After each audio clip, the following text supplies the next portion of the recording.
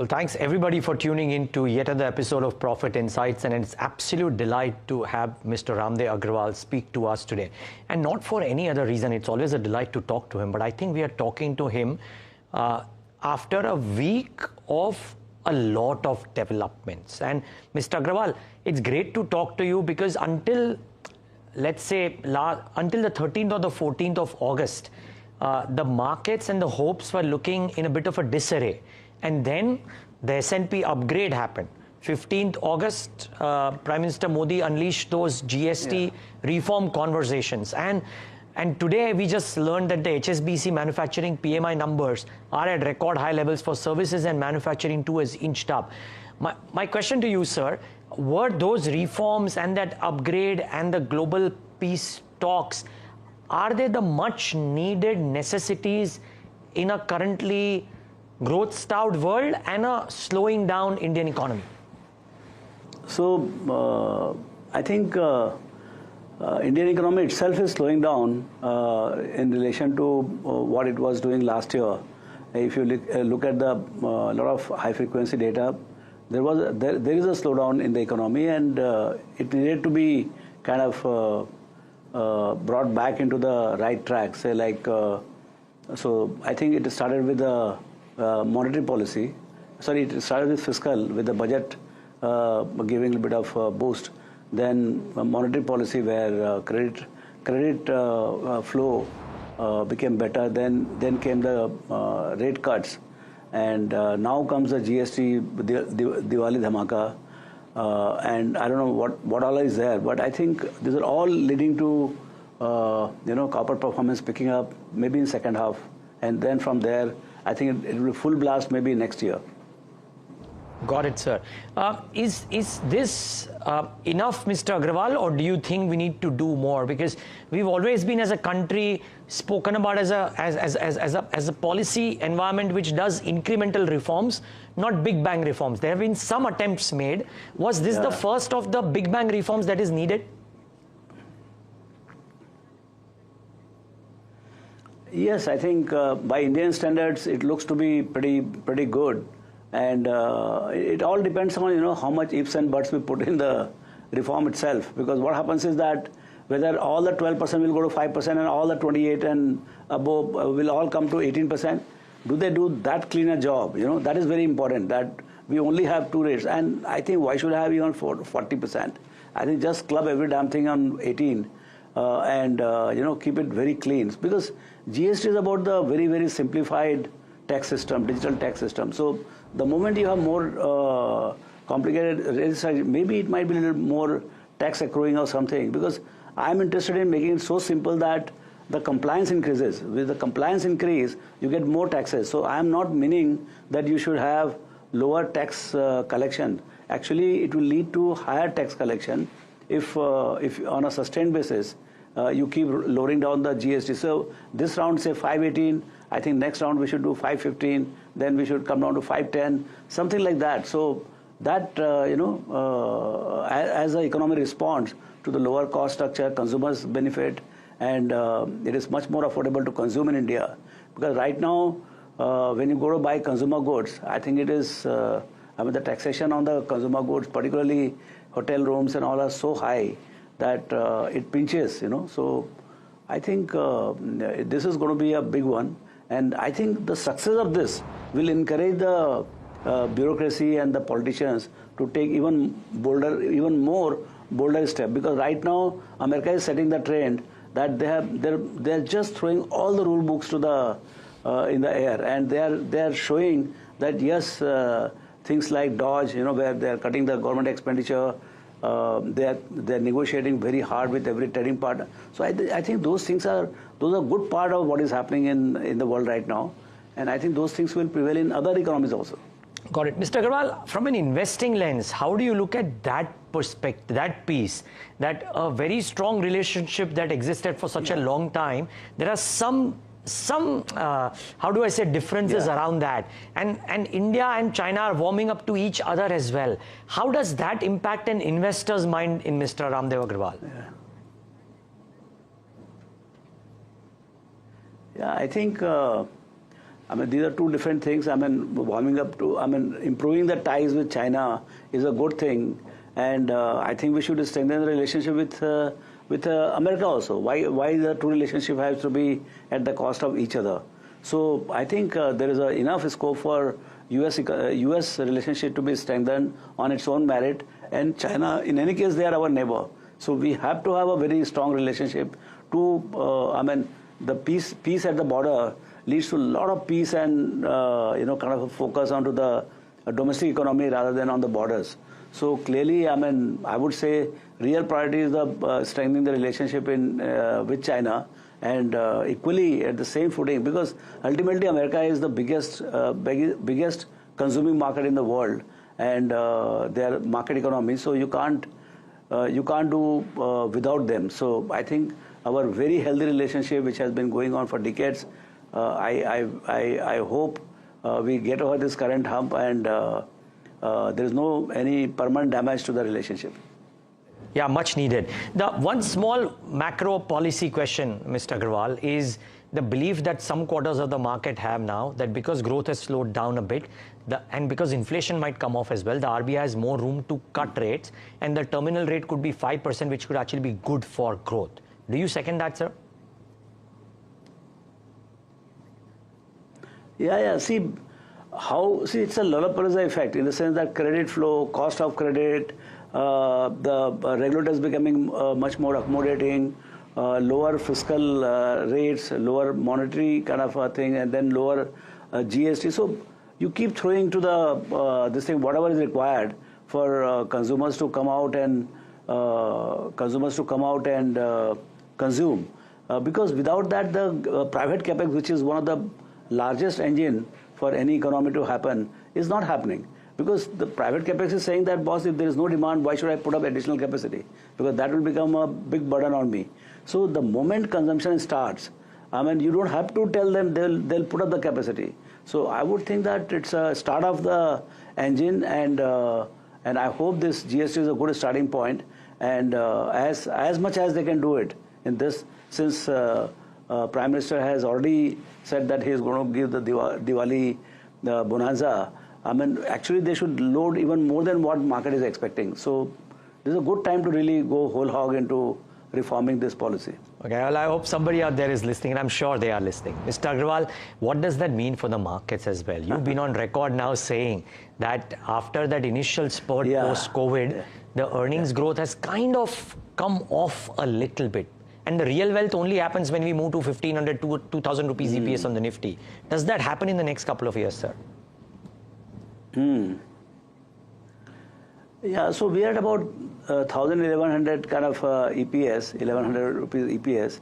Now I think we are stagnating at about 9-10%. This quarter actually is better than what the analysts they expected. At least at my end, our analysts were expecting about 6-7%, and actually turned out to be 9-10% of the earnings growth. So clearly, analysts are really little behind the what to expect. And as you said, PMI and other things are somewhat better.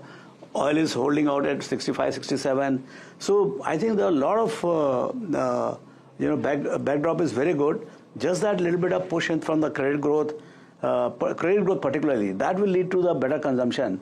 But credit growth is yet to pick up, and there is no reason why it will not pick up.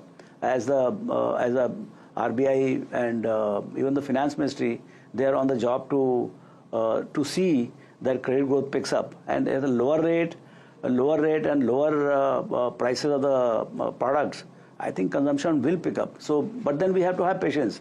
6-7 months it might take. But so my sense is, by the time it is third or fourth quarter, you will really see impact on the earnings growth. But then markets will be smarter, because companies will be working 3 months, 4 months in advance. So the mood is going to be much better. So I won't be surprised if the markets start going to new highs more just around Diwali time. And once, I think on the day of announcement of GST, actually, when you say that, okay, from today onwards, instead of 28, it is 18, I think numbers will be very different. The index will be very different.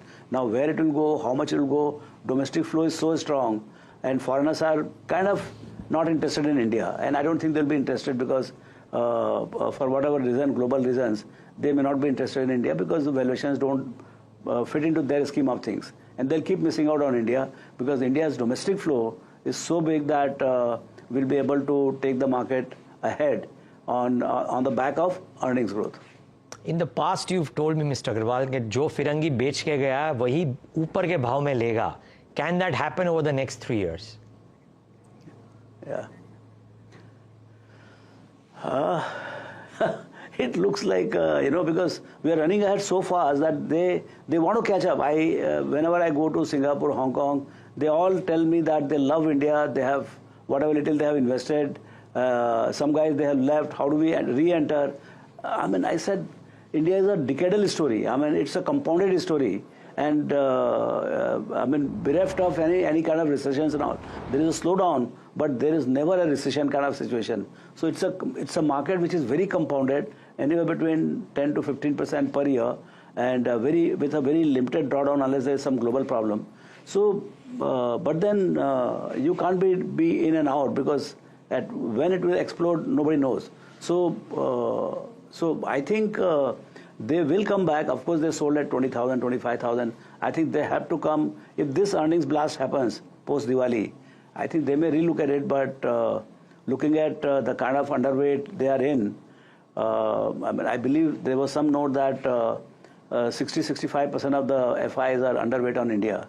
So that is also creating another bazooka kind of situation that whenever they turn, everybody will turn positive. And at that point of time, domestics also want to buy and foreigners also want to buy. So what is going to happen? So I think if the earnings pick up, quite possible P will also go up. So if earnings comes to 15-20% kind of growth next year, say 26, 27, I think the P multiple might go from 22 to more like 25 or so. So that kind of a situation is also possible. Wow. Well, it will be amazing. Okay, so viewers, the first half of the show, we've discussed the macro and Mr. Agrawal's view on what shapes up the environment going ahead. He's clearly constructive on the GST cuts and the monetary policy actions that have been taken. I would love to know from Mr. Agrawal how to play this as well. Mr. Agrawal, the common lamenting that people do when it comes to India, that there is no AI story. There are very few globally competitive stories in that sense.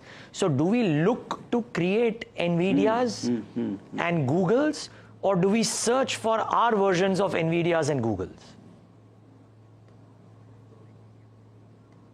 Yeah, so see, basically NVIDIA and Google means what? They have a very high rate of earnings growth. Okay. So that's why I ended up saying that our NVIDIA could be, say, Zomato kind of a company. See, one thing is that internet is a magical thing, and internet is there in full force in India. Whether there will be internet technology companies or internet using companies. So, because internet is very democratic, it is spread across and it is a real time. Kashmir to Kanyakumari, you can do it in a kind of flash. There is no gap.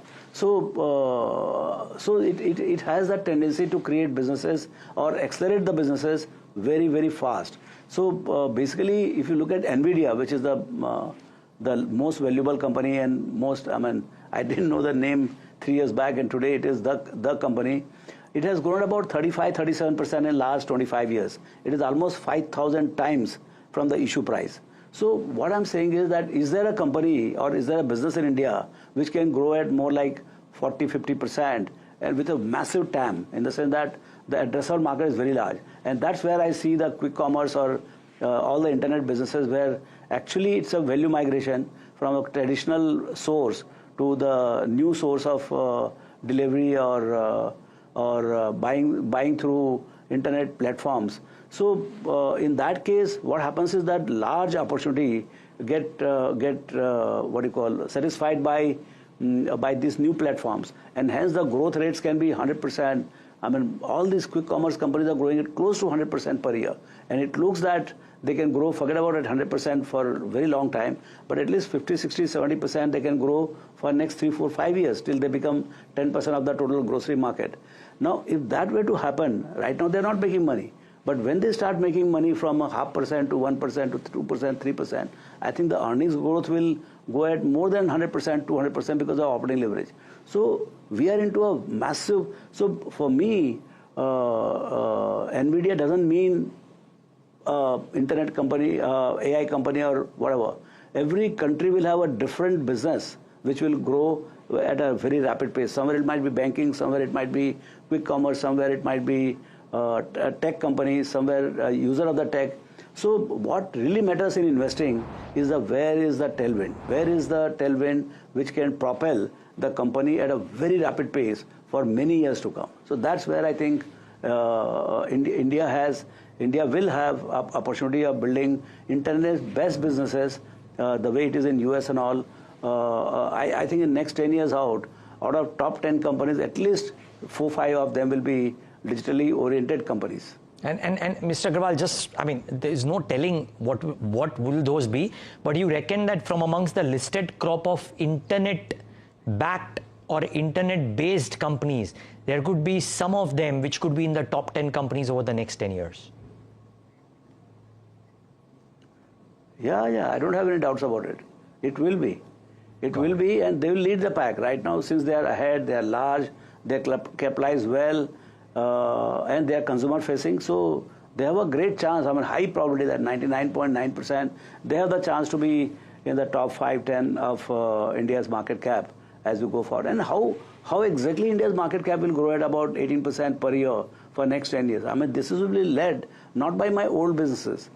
It will be led by these businesses, because they not only grow the top line, they also grow the bottom line. So I think the complexion will change. Say private sector banks in 95, there were no private sector banks. Today, large market caps are coming from private sector banks. Like that, in next 10-15 years, you see digital companies coming from various businesses will dominate the market caps. Viewers, I must recommend, Mr. Agrawal had recommended me to read Value Migration by Adrian Slywotsky to prepare for a show on value migration. I sense some bit of it in the conversation that Mr. Agrawal is making right now. Mr. Agrawal, we should do a repeat of that series for sure, on value migration, on compounding and more. But I would love to, Sure. I would love to ask you my next question, sir, and which is on consumption. So because this internet bases are based on consumption, this GST reforms help consumption. Do you think this ushers in the near term a growth in consumer facing businesses, discretionary or staples? Come again? The GST cuts that have been announced, can they spur consumption, sir? Yes. Yeah, it will, no? Because if, say, in automotive, which is 50% of your manufacturing, see, Neeraj, our manufacturing is growing, struggling to grow at 3.5%. My GDP is growing at 9%. So the whole growth is coming from services. So how do I grow at 6-7% on manufacturing? So we have to go and ask ourselves, what is keeping us back? Why we are importing so much of manufactured product from outside? So not all the reasons, but one of the reasons is also the taxation. We have to make our goods much cheaper and affordable to the masses. Masses have very limited income, so the only way you can make it affordable to them is to make the goods only cheaper. And the propensity to consume is very high, and you give them credit. So then when the goods become cheaper and you give them credit, obviously the consumption will pick up.